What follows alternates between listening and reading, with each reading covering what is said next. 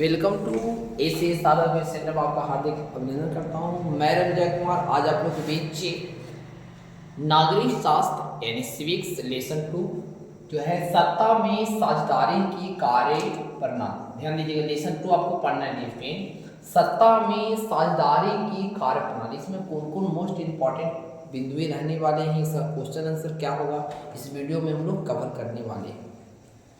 अगर इस चैनल पर नए हैं डियर स्टूडेंट तो चैनल को सब्सक्राइब कीजिए, दोस्तों से सब्सक्राइब कराइए, वीडियो को लाइक करें एंड शेयर करें। चलिए डियर स्टूडेंट, इसमें सबसे पहला पॉइंट को हमने अंडरलाइन किया है, वह क्या है कि आज़ादी के समय देश में कुल 563 देशी रियासतें थी। पूछेगा कि आज़ादी के समय देश में कुल कितने रियासतें थी। याद रखें स्टूडेंट 563 ये लेसन 2 जो है सत्ता में साझेदारी की कार्य प्रणाली, जिसमें से पहला जो आपको किताब में पॉइंट हुआ क्या है कि आज़ादी के समय देश में कुल कितने रियासतें थी। ये स्टूडेंट ये हो जाएगा 563 रियासत। आगे अगर बात करेंगे कि 1946 में संविधान सभा का गठन हुआ। याद रखिएगा 1946 में संविधान सभा का गठन हुआ, जिसको बनने में 2 साल 11 महीना 18 दिन लगा। आपको पूछेगा संविधान कब कितना दिन संविधान बनने में लगा स्टूडेंट, तो 2 साल 11 महीना और 18 दिन संविधान बनने में लगा। स्टूडेंट ध्यान दीजिएगा, तो 1946 में संविधान सभा का क्या हुआ था स्टूडेंट, गठन हुआ था। आगे क्या कहता है कि स्वाधीनता आंदोलन कांग्रेस पार्टी के नेतृत्व में हुआ था। पूछेगा स्वाधीनता आंदोलन किसके नेतृत्व में हुआ था, याद रखिएगा कांग्रेस पार्टी के नेतृत्व में हुआ था, उसके शासन में हुआ था। आया कहता केंद्र और राज्य के बीच शक्तियों का विभाजन 3 सूचियों में किया था। पूछेगा केंद्र और राज्य के बीच, यानी बिहार जैसे राज्य है, भारत जो हो गए, तब केंद्र और राज्य के बीच कितने शक्तियों का विभाजन होता है, कितने सूचियों में, तो बोलिएगा 3 सूची में। कितने सूची में स्टूडेंट, 3 सूची में। कहता है समवर्ती सूची में केंद्र सरकार और राज्य सरकार दोनों नियम बना सकते हैं। पूछेगा कि कौन से सूची में केंद्र और राज्य दोनों नियम बना सकते हैं, तो याद रखिएगा समवर्ती सूची में। कौन सूची में स्टूडेंट, समवर्ती सूची में राज्य और केंद्र दोनों नियम बना सकते हैं। कहता भारत राज्यों का संघ है। भारत जो है किसका, राज्यों से मिलकर बना है, तो राज्योयों का यह क्या स्टूडेंट, संघ है। भारत किसका संघ है स्टूडेंट, राज्यों का क्या स्टूडेंट, संघ है। आया कहता है वेस्ट इंडीज में 1998 में वेस्ट इंडीज संघ की स्थापना हुई। पूछेगा कि वेस्ट इंडीज में कितने ईस्वी में वेस्ट इंडीज संघ की स्थापना हुई, तो 1998 1900 कितना स्टूडेंट, 98 में वेस्ट इंडीज संघ की स्थापना हुई। आगे क्या कहता है 1989 में कई जगह, 1991 भी देता है, कैसे 1979 में सोवियत संघ की विखंडन हुई। हो जाएगा सोवियत संघ का विखंडन कब हुआ, तो याद रखेगा कि 1989 अगर रहेगा तो मारिएगा ना, तो आपको 1991 भी कई बार पुस्तक में दोनों देता है, तो दोनों कभी ऑप्शन में ना रहेगा, जब भी रहेगा तो कोई एक ही को रहेगा। तो देखिएगा इसका राइट अगर आंसर देखा था 100% तो 1989, लेकिन न्यू पुस्तक में हम देखे थे 1991 में दिया गया है। ठीक है स्टूडेंट, तो इसको आप थोड़ा क्लियर कर लीजिए। अब कहता है नागालैंड, उत्तराखंड और राजस्थान। देखिए 3 ऐसे राज्य हैं, नागालैंड हो गए, उत्तराखंड हो गया, झारखंड जो हो गए, जो राज्य भाषा के आधार पर, भाषा के लिए, ठीक है, ये बनेगा। पूछेगा कि भाषा के लिए कौन कौन से राज्य को विखंडन या बांटा गया है, तो नागालैंड, उत्तराखंड और झारखंड को भाषाओं के आधार पर बने राज्य। ये क्या है स्टूडेंट, राज्य। आएगा था देश में 40% लोग राष्ट्रभाषा हिंदी बोलते हैं। भारत की राष्ट्रभाषा क्या स्टूडेंट, हिंदी है, उसको कितने परसेंट लोग हिंदी बोलते हैं, कितने परसेंट लोग हिंदी बोलते हैं, तो याद रखें 40% लोग हिंदी बोलते हैं। चलिए स्टूडेंट आगे चलते हैं, याद रखिएगा आगे आपका क्या कहता है। देखिए आपके आगे है कि 1970 के दशक में के बाद सत्ता के विरुद्ध राजनीतिक पार्टियों में जन आक्रोश फैला। पूछेगा कि राजनीतिक पार्टियों में जन आक्रोश कब फैला, तो याद रखिए 1970 के बाद राजनीतिक पार्टियों में हर कोई चाहा कि हमारा राज बन जाए, हमारा राज बन जाए। ये भावनाएं लोगों में जन आक्रोश कब हुआ, याद रखिए 1970 के दशक में। याद रखिए आगे क्या था 1977 में देश में पहली बार गैर कांग्रेसी सरकार जनता पार्टी की बनी। पूछेगा कि पहले बताइए कि गैर कांग्रेसी सरकार जनता पार्टी की कब शासन बनी थी पहली बार? तो 1977 में। 1977 में 1977 में देश में पहली बार गैर कांग्रेसी सरकार की सत्ता बनी थी। आगे कहता है कि बिहार के वैशाली जिला में, जैसे बिहार के किस जिले में डियर स्टूडेंट? वैशाली जिला में लिच्छवी गणतंत्र लोकतांत्रिक स्वशासन देखने को मिलता। पूछेगा कि बताइए लिच्छवी गणतंत्र लोकतांत्रिक स्वशासन कहाँ देखने को मिलता है? क्या देखिएगा बिहार के वैशाली जिला में, या बिहार के वैशाली जिला में कैसा तंत्र देखने को मिलता है? तो लिच्छवी गणतंत्र देखने के लिए वहाँ मिलता है। आगे कहता है गांधी जी के अनुसार भारत की जो आत्मा है गाँव में बसती है। आप क्लास 10 में पढ़े होंगे, इनका जो है यंग इंडिया आप लोग पढ़े होंगे, ध्यान दीजिएगा। ठीक आता है, या 10 में कविता भी है, हिंदी में अगर पढ़ाएंगे आप लोग कविता कि ग्राम वासनी खेतों में फैली है श्यामल, धूल मैला आंचल सा, गंगा बना में बहती निर्जल नहीं ग्राम, यानी कि एक कविता है, ध्यान सुनिएगा। खेतों में फैला है श्यामल, याद ना, यानी कि भारत माता का आत्मा गाँव में बसती है। इस तरह की कविता वहाँ आप लोग कविता जब पढ़ाएंगे तो उसको देख लीजिएगा। और कहानी नहीं सुने हैं तो प्ले लिस्ट में जाकर कहानी अवेलेबल है, सुन सकते हैं। ठीक है, आपको कविता वाला वीडियो डाल दिया जाएगा। गांधी जी के अनुसार भारत की जो आत्मा है कहाँ बसती है? तो गाँव में बसती है। कहता है कि बलवंत राय मेहता समिति के अनुशंसा के आधार पर 2 अक्टूबर 1959 में राजस्थान के नैरोल जिले में पंचायती राज प्रणाली की शुरुआत हुई थी। पूछेगा स्टूडेंट कि बताइए पंचायती राज प्रणाली की शुरुआत कहाँ हुई थी? याद रखिए राजस्थान, कहाँ थी? राजस्थान के नैरोल जिले में, राजस्थान के नैरोल जिले में। आप लोग नैरोल के राजस्थान अगर जानते होंगे नाम, याद रखिएगा कि 12th क्लास में इंग्लिश एक लेसन है, lesson 3 a pinch of snuff, a pinch of snuff लिखा गया है मोहन मारवाड़कर के द्वारा। उसमें नैरोल जिले के बारे में वर्णन किया गया है। ठीक है, अब कहता है, ध्यान सुनिएगा स्टूडेंट, कि बलवंत राय मेहता की समिति के अनुशंसा के आधार पर 2 अक्टूबर 1959 को, याद रखिएगा 1959 को 2 अक्टूबर 1959 को राजस्थान नैरोल जिले में पंचायती राज प्रणाली की शुरुआत। तो पूछेगा भारत में पंचायती राज प्रणाली की शुरुआत कहाँ हुई? तो राजस्थान के नैरोल जिले में। कब हुई? तो 2 अक्टूबर 1959 को हुई। 1959 आगे देखिए, आगे क्या कहता है कि 1959 में ही आंध्र प्रदेश में पंचायती राज प्रणाली की शुरुआत हुई। देखिए 1959 में 2 जगह हुआ, एक कहाँ हुआ? आंध्र प्रदेश में हुआ और राजस्थान के नैरोल जिला में। 1959 में, यहाँ 2 अक्टूबर 1959, लेकिन इसमें डेट नहीं डाला है, लेकिन 1959 में ही हुआ, किताब में नहीं डाला है। 1991 ईस्वी में 73वां, याद रखिए, संविधान संशोधन द्वारा पंचायती राज अधिनियम बनाया गया। तो पूछेगा कि बताइए 73वां संविधान संशोधन द्वारा पंचायती राज अधिनियम कब बनाए गए थे? तो 1991 में पंचायती राज जो है 73वां यानी 73वां बार संविधान संशोधन के द्वारा, संविधान संशोधन में 73वां संविधान संशोधन कब बनाया गया? याद रखिए 1991 में बनाया गया।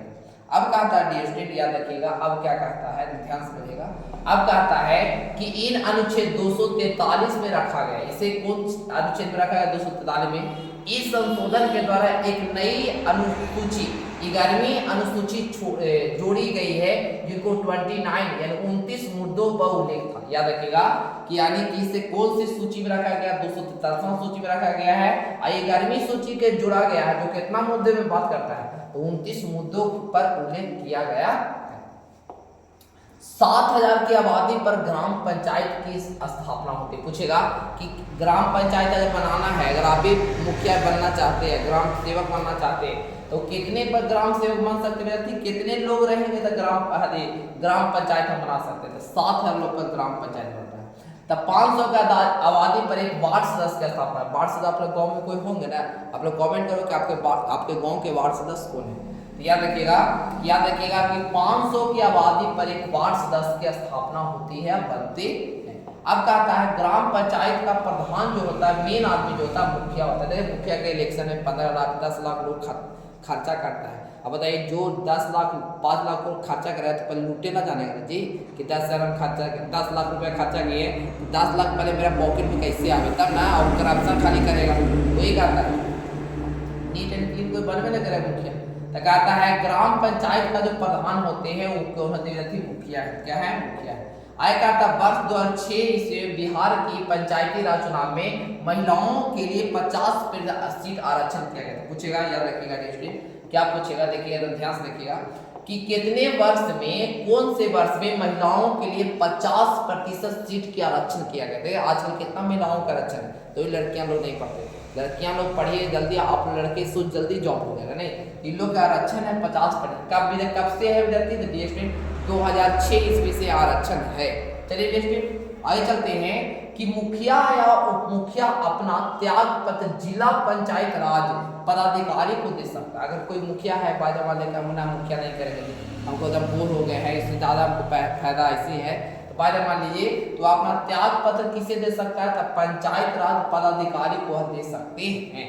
अगर त्याग पत्र दे दिया तो 6 महीना के अंदर वहाँ वोट होना जरूरी है। ठीक है, अगर कुछ कारणवश बाजा मान लीजिए अरे मेरे गाँव के कोई मुखिया है, अगर उनकी मृत्यु हो जाती है, तो मृत्यु हो जाती है, मेरे पंचायत में कोई मुखिया है बाजा मान लीजिए तो मृत्यु हो जाती है, तो 6 महीने बाद 6 महीना तक 6 महीना के अंदर में वहाँ चुनाव होना काफी क्या स्टूडेंट जरूरी है, कोई भी पद के लिए। ठीक है, अब कहता है ग्राम पंचायत के संदर्भ वार्ड सदस्य को 2/3 बहुमत से मुखिया या उप मुखिया के विरुद्ध अविश्वासी प्रस्ताव पारित करने में हटा सकता है। यानी कि ग्राम पंचायत के सदस्य जो वार्ड सदस्य हैं वो 2/3 बहुमत के मुखिया या उप मुखिया के विरुद्ध अविश्वासी प्रस्ताव पारित करने पर हटा सकता है। यानी कि अगर मान लीजिए कि कोई अगर मुखिया अगर वार्ड सदस्य गलती करता है तो उसको अगर मुखिया चाहेगा या उप मुखिया चाहेगा तो उसको कड़ी शासन दे सकता है, उसको हटा भी सकता है, यानी उसको गलती रहेगा।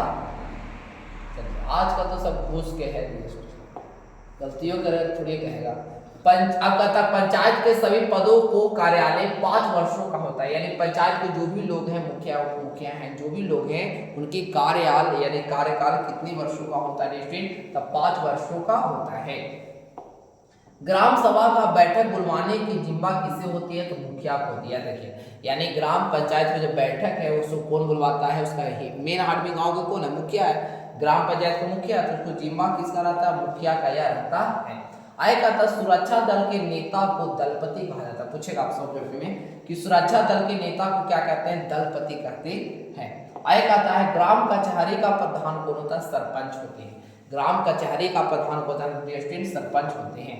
सरपंच सभी प्रकार के अधिकतम 10,000 रुपये तक मामलों तो सुनवाई कर सकता है। अगर 10,000 जैसे बाजे घर में लड़ाई हुआ या 10,000 रुपया तक चोरी हो गया तो 10,000 तक लोड उठा सकता है। 10,000 ज़्यादा है तो आपको कोर्ट जाना पड़ेगा। ठीक है, याद रखिए स्टूडेंट कि 10,000 मामले तक वह निपटा सकता है, उसको इतना पावर है। 5,000 की आबादी पर एक ग्राम पंचायत समिति के सदस्य चुने जाते हैं। याद रखिएगा कि 5,000 पर किसके सदस्य चुने जाते हैं? तो ग्राम समिति के सदस्य कितने लोगों पर चुने जाते हैं? तो 5,000 लोगों पर ग्राम पर जो सदस्य के लोग हैं, ग्राम समिति के लोग हैं, वो चुने जाते हैं।